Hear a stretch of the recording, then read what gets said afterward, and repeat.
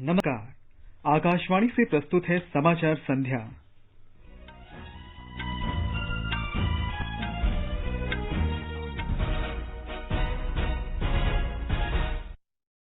प्रधानमंत्री नरेंद्र मोदी ने लोगों का जीवन बचाने और देश की अर्थव्यवस्था में स्थिरता लाने के लिए सरकार की प्रतिबद्धता दोहराई। प्रधानमंत्री का वैश्विक आपूर्ति श्रृंखला में भारत की हिस्सेदारी बढ़ाने के लिए मजबूत स्थानीय आपूर्ति श्रृंखला विकसित करने का आह्वान। कोविड-19 से स्वस्थ होने की दर बढ़कर 48% से अधिक हुई। फ्रांस ने कोविड-19 महामारी से उत्पन्न चुनौतियों के बावजूद भारत को राफाल विमानों की समय से आपूर्ति का आश्वासन दिया। चक्रवाती तूफान निसर्ग के मद्देनजर राष्ट्रीय आपदा मोचन बल की टीमें गुजरात और महाराष्ट्र में तैनात। प्रधानमंत्री ने हर संभव सहायता और सहयोग का आश्वासन दिया। और केंद्र ने दिल्ली अमृतसर एक्सप्रेसवे के तहत नकोदर से अमृतसर को जोड़ने वाले नए ग्रीनफील्ड कॉरिडोर के विकास की घोषणा की। समाचार संध्या में अपनी सहयोगी लवलीन निगम के साथ मैं निखिल कुमार। प्रधानमंत्री नरेंद्र मोदी ने आज जोर देकर कहा कि कोरोना महामारी ने देश की अर्थव्यवस्था की रफ्तार को भले ही धीमा किया हो, लेकिन भारत विकास की राह पर फिर से वापस लौट आएगा। श्री मोदी ने यह भी कहा कि भारत प्रयोजन, समायोजन, अवसंरचना, निवेश और नव प्रवर्तन के जरिए विकास की राह पर आगे बढ़ेगा और आत्मनिर्भरता का लक्ष्य हासिल करेगा। भारतीय उद्योग परिसंघ के 125वें स्थापना दिवस समारोह को वीडियो कॉन्फ्रेंसिंग के माध्यम से संबोधित करते हुए उन्होंने विकास की राह पर लौटने को लेकर अपने विचार साझा किए। आज भी हमें जहां एक तरफ इस वायरस से लड़ने के लिए सख्त कदम उठाने हैं, वहीं दूसरी तरफ इकोनॉमी का भी ध्यान रखना है। हमें एक तरफ देशवासियों का जीवन भी बचाना है, तो दूसरी तरफ देश की अर्थव्यवस्था को भी स्टेबलाइज करना है, स्पीड अप करना है। इस सिचुएशन में आपने गेटिंग ग्रोथ बैक इस बात को प्राथमिकता दी है और निश्चित तौर पर इसके लिए आप सभी भारतीय उद्योग जगत के लोग बधाई के पात्र हैं। बल्कि मैं तो गेटिंग ग्रोथ बैक से आगे बढ़कर ये भी कहूंगा, yes we will definitely get our growth back. Lockdown के पहले चरण के बाद से औद्योगिक संगठनों के सदस्यों के समक्ष अपने पहले महत्वपूर्ण भाषण में प्रधानमंत्री ने लोगों की जीवन रक्षा और देश की अर्थव्यवस्था में स्थिरता लाने की आवश्यकता पर जोर दिया। श्री मोदी ने कहा कि भारत अनलॉक होने के पहले चरण में प्रवेश कर चुका है और आर्थिक गतिविधियों के बहुत बड़े हिस्से को खोल दिया गया है। श्री मोदी ने इस बात पर जोर दिया कि अर्थव्यवस्था को पटरी पर लाना उनकी सरकार की सर्वोच्च प्राथमिकता है। उन्होंने ये भी कहा कि प्रधानमंत्री गरीब कल्याण योजना के तहत 74 करोड़ लाभार्थियों को अनाज उपलब्ध कराया गया। प्रधानमंत्री गरीब कल्याण योजना ने गरीबों को तुरंत लाभ देने में बहुत मदद की है। इस योजना के तहत करीब 74 करोड़ बेनिफिशियरीज उनके घर तक राशन पहुंचाया जा चुका है।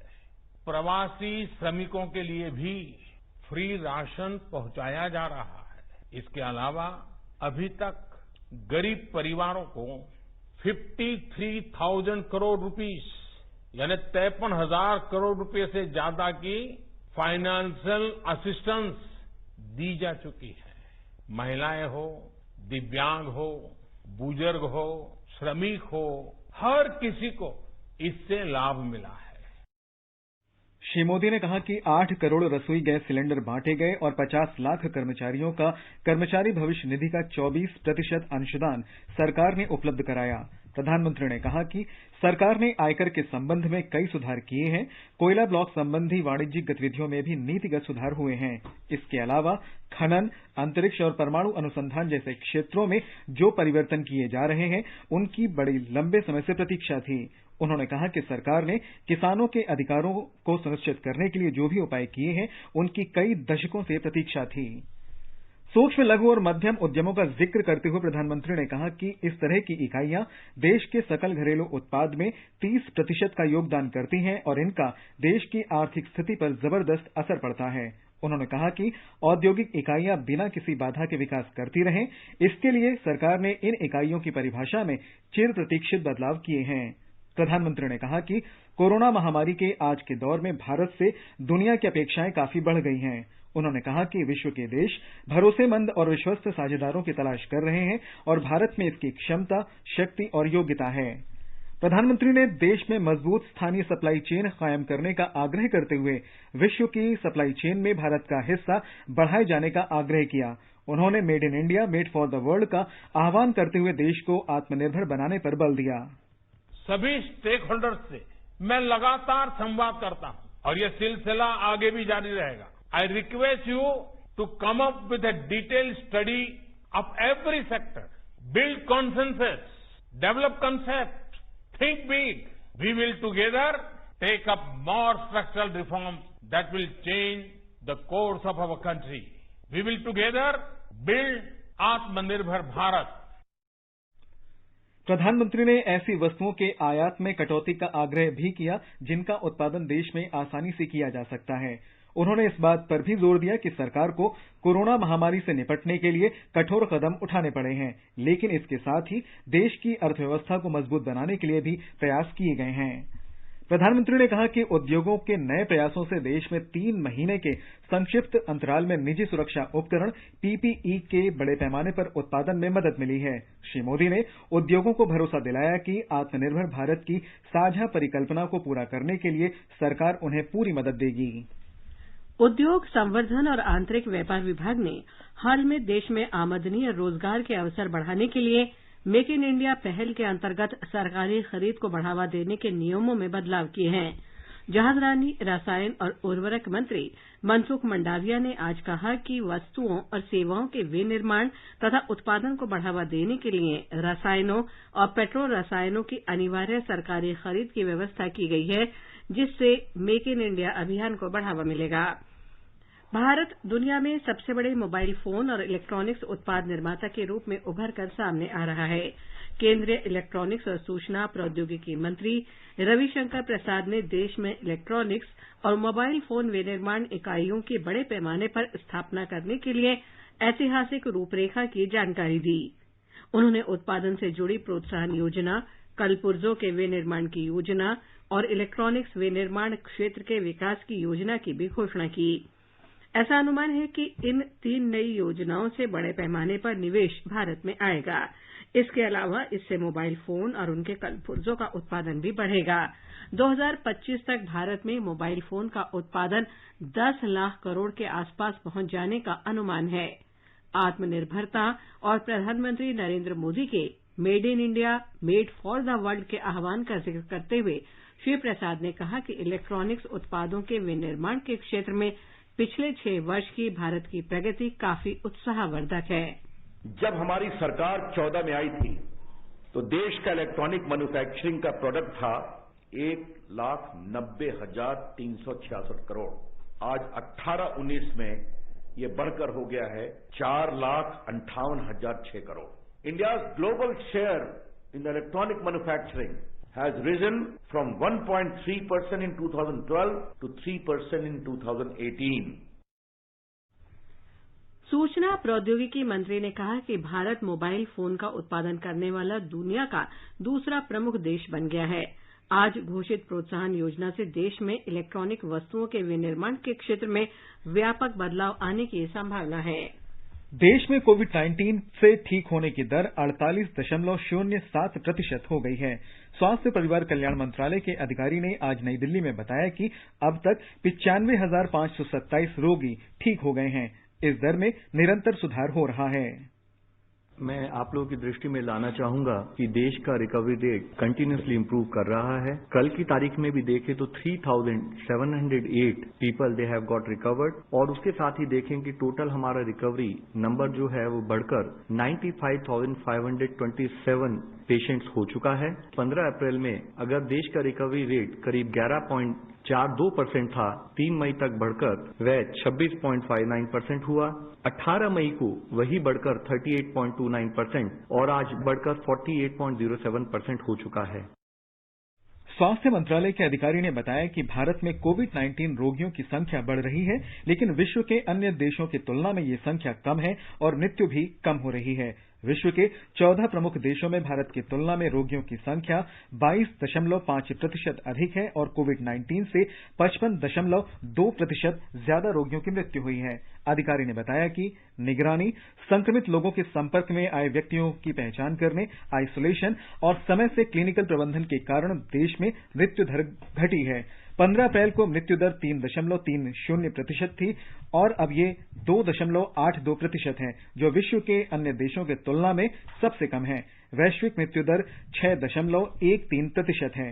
भारत में 1 लाख की जनसंख्या पर 0.41% रोगियों की मृत्यु हो रही है, जो विश्व के 4.9% की तुलना में कम है। अधिकारी ने कोविड-19 रोगियों की संख्या को कम बताए जाने के दावों का खंडन करते हुए कहा कि राज्य रोगियों की मृत्यु का आकलन कर रहे हैं और उसी के अनुसार मृत्यु के कारण का पता लगा रहे हैं। भारतीय आयुर्विज्ञान अनुसंधान परिषद के अधिकारी ने बताया कि पिछले 2 महीनों के दौरान कोविड-19 जांच सुविधाओं में निरंतर वृद्धि की जा रही है। अब रोजाना 1 लाख नमूनों की जांच हो रही है। देश में 681 प्रयोगशालाओं को कोविड-19 जांच की अनुमति दी गई है। इनमें से 476 सरकारी और 205 प्राइवेट क्षेत्र की प्रयोगशालाएं हैं। झारखंड में कोविड-19 के पॉजिटिव मामलों की संख्या ने अब तक 717 का आंकड़ा छू लिया है। कोरोना वायरस का संक्रमण अब राज्य के सभी 24 जिलों में फैल गया है। ज्यादातर मामले धनबाद, कोडरमा, पूर्वी सिंहभूम, हजारीबाग और गढ़वा जिलों के प्रवासियों में पाए गए हैं। राज्य में वापस आए प्रवासियों में 486 पॉजिटिव मामलों का पता चला है। हालांकि राज्य सरकार ने 30 जून तक अनलॉक 1 में कुछ छूट दी है। फिर भी मुख्यमंत्री हेमंत सोरेन ने स्पष्ट किया है कि कोविड-19 मामलों में यदि वृद्धि हुई तो अनलॉक 1 में दी गई छूट वापस ली जा सकती है। केरल में कोविड-19 के रोगियों की संख्या लगातार बढ़ रही है। आज 86 लोगों में संक्रमण की पुष्टि हुई और एक रोगी की मृत्यु हो गई। 77 वर्ष के इस व्यक्ति का इलाज तिरुवनंतपुरम मेडिकल कॉलेज में चल रहा था। राज्य में अब तक 11 लोगों की मृत्यु हो चुकी है।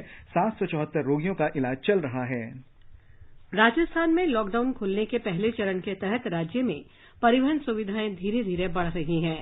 राजस्थान रोडवेज कल से 100 से अधिक मार्गों पर बस सेवाएं शुरू करेगा। हमारे संवाददाता ने बताया है कि राजस्थान राज्य सड़क परिवहन निगम ने आज इस संबंध में आदेश जारी कर दिए हैं। प्रदेश के प्रमुख शहरों के अलावा जयपुर से गुड़गांव के लिए भी कल से बस सेवा शुरू हो जाएगी। हालांकि अभी राज्य में निजी बसों का संचालन शुरू नहीं हुआ है। राजस्थान राज्य पथ परिवहन निगम के प्रबंध निदेशक नवीन जैन ने बताया कि स्क्रीनिंग करने के बाद ही यात्रियों को बस स्टैंड पर प्रवेश की अनुमति दी जाएगी। निर्धारित क्षमता से अधिक लोगों को यात्रा की अनुमति नहीं होगी। उन्होंने बताया कि बसों को रोजाना 2 बार सैनिटाइज किया जाएगा। उधर परिवहन विभाग ने भी अब ज्यादा से ज्यादा प्रक्रियाओं को ऑनलाइन करना शुरू कर दिया है। जितेंद्र द्विवेदी, आकाशवाणी समाचार, जयपुर। महाराष्ट्र सरकार ने कोविड-19 रोगियों के इलाज के लिए अस्पतालों में 80% बिस्तर उपलब्ध कराने के राज्य के दिशा निर्देशों का पालन न करने पर 4 निजी अस्पतालों को कारण बताओ नोटिस जारी किया है। पिछले महीने बृहन मुंबई महानगर पालिका ने 90 दिन के लिए निजी अस्पतालों के 80% बिस्तरों का अधिग्रहण करने का निर्णय लिया था। ये बिस्तर कोविड और गैर कोविड दोनों तरह के रोगियों के लिए उपयोग किए जाने हैं। एक रिपोर्ट। राज्य के स्वास्थ्य मंत्री राजेश टोपे ने कल देर रात मुंबई के जाने माने 4 निजी अस्पतालों का दौरा किया और पाया कि कोविड और गैर कोविड रोगियों के उपचार के लिए विस्तृत बेड उपलब्ध कराने में ये विफल रहे हैं। इसी बीच राज्य के वन मंत्री संजय राठौड़ ने अपने विभाग के अधिकारियों को निर्देश दिया है कि कोविड वैक्सीन के परीक्षण के लिए 30 वानरों को उपलब्ध करवाया जाए। राज्य सरकार के एक अधिकारी ने बताया कि SARS-CoV-2 वैक्सीन को विकसित करने के लिए एक शोध पुणे स्थित नेशनल इंस्टीट्यूट ऑफ वायरोलॉजी द्वारा किया जा रहा है और इसके परीक्षण के लिए 30 वानरों की आवश्यकता है। कुणाल शिंदे के साथ मैं निशा रानी, आकाशवाणी समाचार, मुंबई। हिमाचल प्रदेश में कोविड-19 के आज 5 और मामले आने से राज्य में इनकी संख्या 345 हो गई है। हमारे संवाददाता ने बताया है कि इनमें से 2 मरीजों में कोविड-19 के लक्षण नहीं हैं। हाल ही में दिल्ली से कांगड़ा पहुंचे 3 में से 2 व्यक्ति एसिम्टोमेटिक थे, जो कोविड टेस्ट में पॉजिटिव पाए गए हैं। दोनों को बैजनाथ के संस्थागत क्वारंटाइन में स्थानांतरित किया गया है। वहीं 2 और ताजा मामले मंडी जिले से आए हैं। दोनों व्यक्ति हाल ही में महाराष्ट्र और मध्य प्रदेश से लौटे हैं। मौजूदा समय में प्रदेश में 212 कोरोना संक्रमित विभिन्न अस्पतालों में उपचाराधीन है। वहीं 124 लोग उपचार के बाद स्वस्थ भी हुए हैं। कोरोना संक्रमित पाए गए अधिकांश व्यक्ति दूसरे राज्यों से हिमाचल वापस आए हैं। संजीव सुंदरियाल, आकाशवाणी समाचार, शिमला। जम्मू कश्मीर में फंसे निवासियों को निकालने की प्रक्रिया के तहत सरकार ने लॉकडाउन के कारण देश के विभिन्न हिस्सों में फंसे लगभग 1,06,102 निवासियों को निकाला है। इस प्रक्रिया के दौरान सभी आवश्यक दिशा निर्देश और मानक संचालन प्रक्रियाओं का पालन किया गया। हमारे संवाददाता ने खबर दी है कि अब तक विभिन्न राज्यों और केंद्र शासित प्रदेशों में फंसे करीब 31,786 यात्रियों को लेकर 40 स्पेशल रेलगाड़ियां जम्मू और उधमपुर रेलवे स्टेशन पहुंची हैं, जबकि 74,316 लोगों को वाया लखनपुर सड़क मार्ग से लाया गया है और उनकी सुविधाओं के लिए आवश्यक प्रबंध किए गए हैं। श्रीनगर जिला प्रशासन ने शहर के 5 सितारा होटलों जैसे ललित ग्रैंड पैलेस और ताज वेवंता सहित कई हाउस बोटों को पेड संगरोध सुविधाओं के रूप में विभिन्न हिस्सों से आ रहे लोगों के लिए नामित किया है। ये पहल देश और विदेश से वापस आने वाले लोगों की सुविधाओं और परेशानी मुक्त प्रवास को सुनिश्चित करने के लिए किया गया है। ललित ग्रैंड पैलेस जैसे 5 सितारा होटलों में संगरोध जो मांग पर उपलब्ध रहेगा अपनी इर्द गिर्द की सुंदर दृश्यों के लिए जाना जाता है, जहाँ कई हिंदी फिल्मों की शूटिंग अभी तक की गई है। आकाशवाणी समाचार के लिए श्रीनगर से मैं सुनील कोल। ये समाचार हमारी वेबसाइट newsonair.com/hindi और हमारे mobile app news on AIR पर भी उपलब्ध हैं। अरे बबलू, लॉकडाउन खुलते ही टहलने निकल पड़े। अरे बबलू, लॉकडाउन खुलते ही टहलने निकल पड़े। महामारी अभी फैली हुई है। सरपंच जी, टहलने नहीं, कहाँ पे वापस जा रहे हैं? तुझे डर नहीं लगता वायरस पकड़ लेगा? पहले थोड़ा बहुत डर लगता था, फिर पता चला कि अगर मैंने पूरी सावधानी बरती तो ये बीमारी होने की संभावना कम है। सबसे महत्वपूर्ण है ये मास्क। काम पर मास्क हमेशा पहनूंगा, समय समय पर हाथ धोता रहूंगा और दूसरों से हर वक्त कम से कम 2 गज की दूरी बनाए रखूंगा। खुद को, दूसरों को और अपने परिवार वालों को भी सुरक्षित रखूंगा। अरे भाई, मेरी जिम्मेदारी बनती है तुझे चेतावनी देना, तो दे दिया। जब देश के मेडिकल और स्वच्छता कर्मचारी रोज कोरोना वायरस से लड़ने का काम कर रहे हैं तो हमारी भी तो जिम्मेदारी बनती है अपना काम करने की। बबलू, तुझे कुछ हो गया तो? हजारों लोग इस बीमारी को हराकर ठीक हो चुके हैं और अगर किसी कारण मुझे ये बीमारी हो भी जाए तो सरकार ने अस्पताल में हमारे इलाज के लिए पर्याप्त व्यवस्था कर रखी है। ये घबराने का वक्त नहीं, एक दूसरे का हौसला बढ़ाने का वक्त है। अरे ऐसे क्या देख रहा है? तू काम पे जाएगा, मैं नहीं जाऊंगा, नाक नहीं कट जाएगी मेरी। चलो मास्क। हाँ, मास्क। अरे नाक तो ढक लो। हाँ, कोरोना वायरस से हमें लड़ाई जारी रखनी पड़ेगी और उससे डर कर नहीं, पूरी सावधानी के साथ डट कर चलिए। रुकी जिंदगी को आगे बढ़ाएं, देश को आत्मनिर्भर बनाएं। जय हिंद।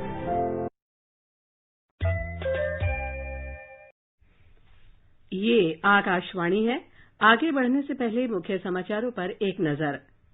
प्रधानमंत्री नरेंद्र मोदी ने लोगों का जीवन बचाने और देश की अर्थव्यवस्था में स्थिरता लाने के लिए सरकार की प्रतिबद्धता दोहराई।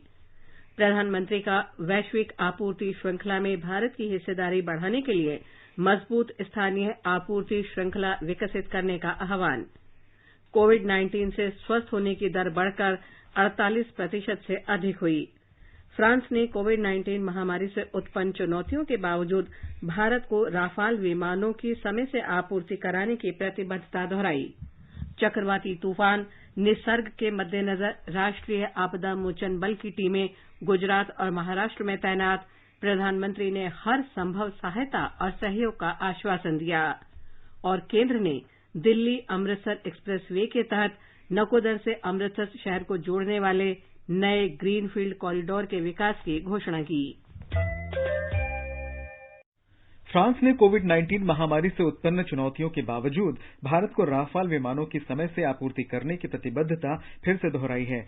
फ्रांस की सशस्त्र बल मंत्री फ्लोरेंस पार्ली ने आज टेलीफोन पर बातचीत के दौरान रक्षा मंत्री राजनाथ सिंह को ये आश्वासन दिया। दोनों नेताओं ने कोविड-19 की स्थिति और क्षेत्रीय सुरक्षा सहित आपसी हित के मुद्दों पर चर्चा की। भारत और फ्रांस के बीच द्विपक्षीय रक्षा सहयोग मजबूत करने पर भी सहमति बनी। कैबिनेट सचिव राजीव गौबा ने आज राष्ट्रीय संकट प्रबंधन समिति की दूसरी बैठक की अध्यक्षता की। इस बैठक में चक्रवाती तूफान निसर्ग से निपटने के लिए राज्यों और केंद्र सरकार की एजेंसियों की तैयारियों की समीक्षा की गई। कैबिनेट सचिव ने निर्देश दिया कि तूफान की आशंका वाले क्षेत्रों से लोगों को सुरक्षित निकालने की प्रक्रिया पूरी करने और समुद्र से मछुआरों की वापसी सुनिश्चित करने के सभी आवश्यक उपाय किए जाने चाहिए। उन्होंने कहा कि ये सुनिश्चित करने के लिए विशेष प्रयास किए जाएं कि कोविड-19 रोगियों के लिए आवश्यक चिकित्सा सुविधाओं में कोई बाधा उत्पन्न न हो। एजेंसियों को बिजली, दूरसंचार, परमाणु, रासायनिक, उड्डयन और जहाजरानी संबंधी बुनियादी ढांचे के लिए आकस्मिक योजनाएं बनाने के भी निर्देश दिए गए हैं। अधिकारियों ने बताया कि लोगों को सुरक्षित निकालने की प्रक्रिया जारी है। एनडीआरएफ ने 40 टीमें तैनात की हैं और अतिरिक्त दलों को बुलाया गया है। सेना और नौसेना के राहत और बचाव दलों को भी तैयार रखा गया है। तूफान से महाराष्ट्र, गुजरात, दमन, दादरा और नगर हवेली के तटीय जिलों के प्रभावित होने की आशंका है।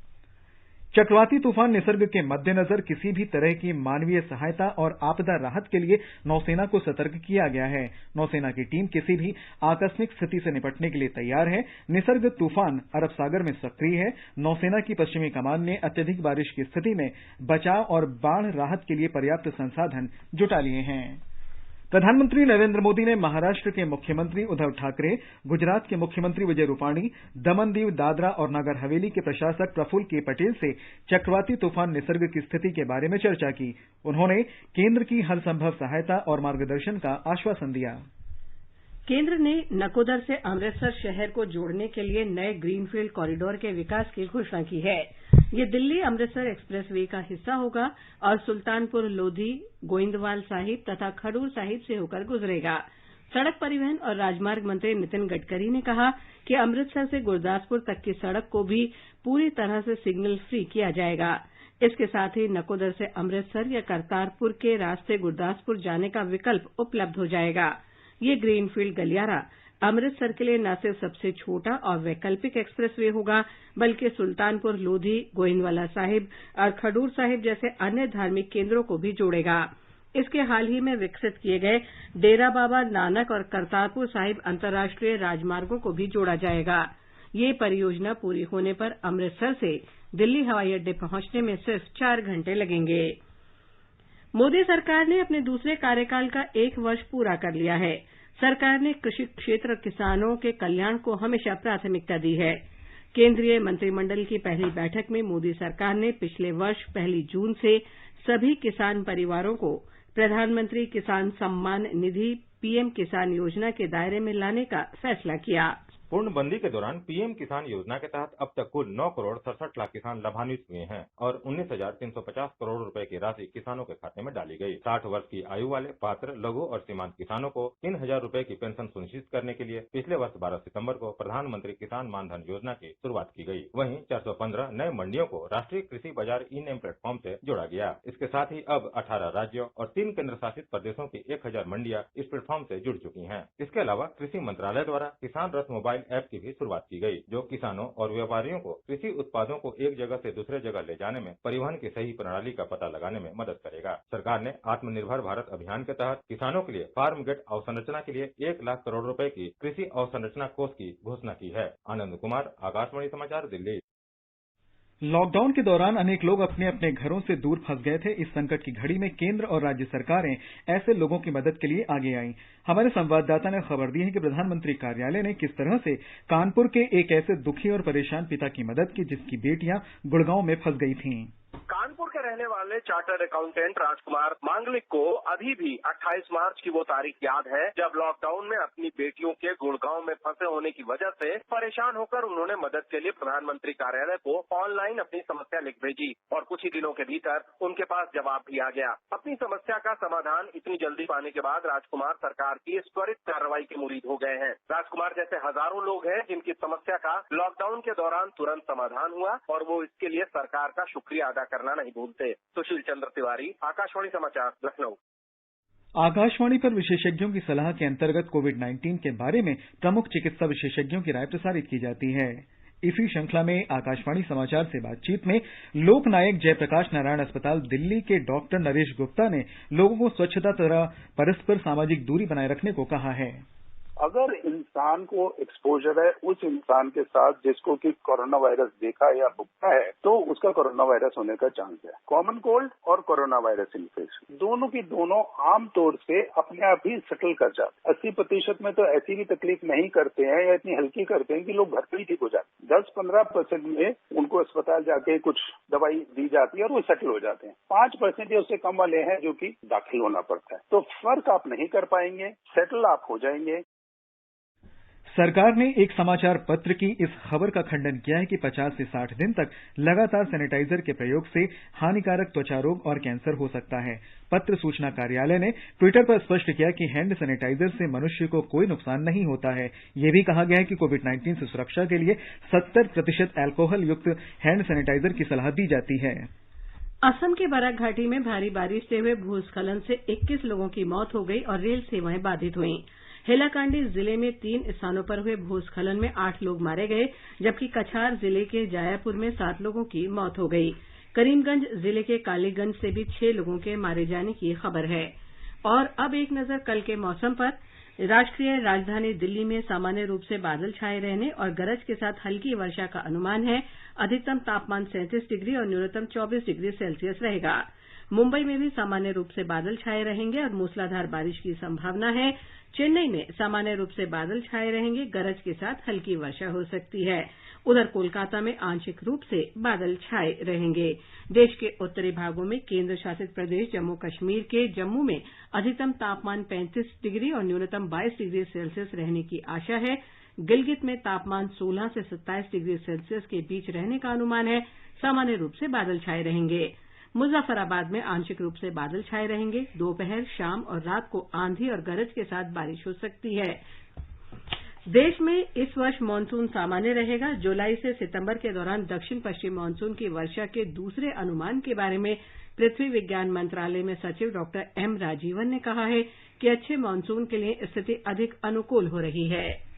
स्वास्थ्य और परिवार कल्याण मंत्रालय ने सार्वजनिक स्थलों पर थूकने के नुकसान और जोखिम के बारे में जागरूकता बढ़ाने के लिए अपनी वेबसाइट पर एक गीत साझा किया है। आइए सुनते हैं ये गीत।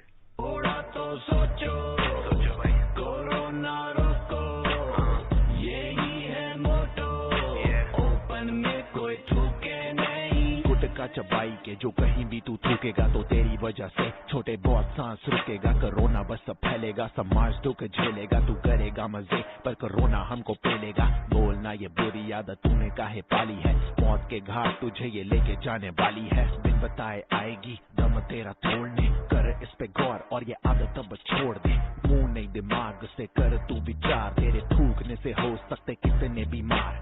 जाने अनजाने में न ले किसी की जान, न थूकने की मेरी जरा बात को तू मान। विनती है भाई कर दे ये उपकार और बचा ले अपने आसपास वालों की तू जान। सोच सोच सोच और थोड़ा अमल करो ना मेरे भाई, आजा मिलके रोकते हैं कोरोना। थोड़ा तो सोचो भाई, कोरोना रोको, यही है मोटो, ओपन में कोई थूके नहीं। थोड़ा तो सोचो, कोरोना रोको, यही है मोटो, खुले में कोई थूके नहीं। केंद्र शासित प्रदेश जम्मू कश्मीर में श्रीनगर जिला प्रशासन ने शहर के 5 सितारा होटलों, 40 लग्जरी लॉज और हाउसबोट को क्वारंटीन सुविधा के लिए सूचीबद्ध किया गया है। इनके किराए को उचित रखा गया है ताकि घर लौटने वालों पर बोझ न पड़े। सरकार द्वारा लग्जरी होटलों को सूचीबद्ध करने की पहल का बाहर से आने वाले लगभग 48% लोगों ने गर्मजोशी से स्वागत किया है। गायत्री आई कुमार को ब्रिटेन में भारत की अगली उच्चायुक्त नियुक्त किया गया है। वे 1986 बैच की भारतीय विदेश सेवा की अधिकारी हैं। सुश्री गायत्री वर्तमान में फिलहाल यूरोपीय संघ, लग्जमबर्ग की ग्रैंड डची और बेल्जियम में भारत की राजदूत हैं। सुश्री गायत्री ने सेवानिवृत्त हुई रुचि घनश्याम की जगह ले ली है। भारतीय जनता पार्टी ने आज 2 राज्यों में संगठनात्मक बदलाव की घोषणा की है। पूर्व केंद्रीय मंत्री विष्णु देव सई को भाजपा की छत्तीसगढ़ इकाई का अध्यक्ष नियुक्त किया गया है। वहीं दिल्ली प्रदेश भाजपा अध्यक्ष मनोज तिवारी के स्थान पर आदेश कुमार गुप्ता को नियुक्त किया गया है। और अंत में मुख्य समाचार एक बार फिर। प्रधानमंत्री नरेंद्र मोदी ने लोगों का जीवन बचाने और देश की अर्थव्यवस्था में स्थिरता लाने के लिए सरकार की प्रतिबद्धता दोहराई। प्रधानमंत्री का वैश्विक आपूर्ति श्रृंखला में भारत की हिस्सेदारी बढ़ाने के लिए मजबूत स्थानीय आपूर्ति श्रृंखला विकसित करने का आह्वान। कोविड-19 से स्वस्थ होने की दर देश में 48% से अधिक हुई। फ्रांस ने कोविड-19 महामारी से उत्पन्न चुनौतियों के बावजूद भारत को राफाल विमानों की समय से आपूर्ति करने की प्रतिबद्धता दोहराई। चक्रवाती तूफान निसर्ग के मद्देनजर राष्ट्रीय आपदा मोचन बल की टीमें गुजरात और महाराष्ट्र में तैनात। प्रधानमंत्री नरेंद्र मोदी ने हर संभव सहायता और सहयोग का आश्वासन दिया और केंद्र ने दिल्ली अमृतसर एक्सप्रेस वे के तहत नकोदर से अमृतसर शहर को जोड़ने वाले नए ग्रीनफील्ड कॉरिडोर के विकास की घोषणा की। इसके साथ ही समाचार संध्या का ये अंक समाप्त हुआ। नमस्कार।